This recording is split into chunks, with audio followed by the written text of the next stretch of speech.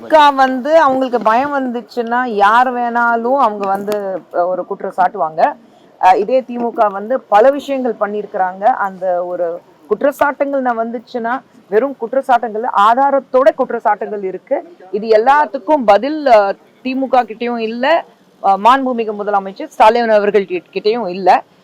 ஏன் இது நடந்தது, ஏன் இப்படி ஆச்சு, ஏன் அப்படி ஒரு கேள்வி வந்தாலே அவருக்கு வந்து காதல பஞ்சு வச்சுட்டு உட்காந்துடுறாரு. அவருக்கு எதுவுமே கேட்கறது இல்ல, கண்ணால பாக்குறது இல்ல.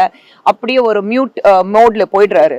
அந்த ரிமோட் கண்ட்ரோல் எங்க இருக்குன்னா எனக்கு தெரியல. அந்த ரிமோட் கண்ட்ரோல் யாராவது அந்த மியூட் பட்டன் ஓபன் பண்ணிட்டு முதலமைச்சர் அவர்கள் நிறைய கேள்விகள் இருக்கு ஏன்னு சொல்லிட்டு இந்த பிரச்சனை ஏன் நடந்தது, ஏன் விஜய் அவர்களுக்கு வந்து ஒரு சின்ன இடம் கொடுக்கப்பட்டது, அவருக்கு இவ்வளவு கூட்டம் வரும் நல்லாவே தெரியும், அப்புறம் ஏன் ஒரு ப்ராப்பர் போலீஸ் பந்தோபஸ்து இல்ல, ஏன் பாதுகாப்பு இல்ல, ஏன் தேவையில்லாம அங்க ஒரு ஆம்புலன்ஸ் வந்தது, பேஷண்ட் இல்லாம ஏன் ஆம்புலன்ஸ் அந்த வழியா வந்தது, ஏன் போலீஸ் ஒரு லத்தி சார்ஜ் பண்ணாங்க, நிறைய ஏன்ங்கிறது கேள்விகள் இருக்கு.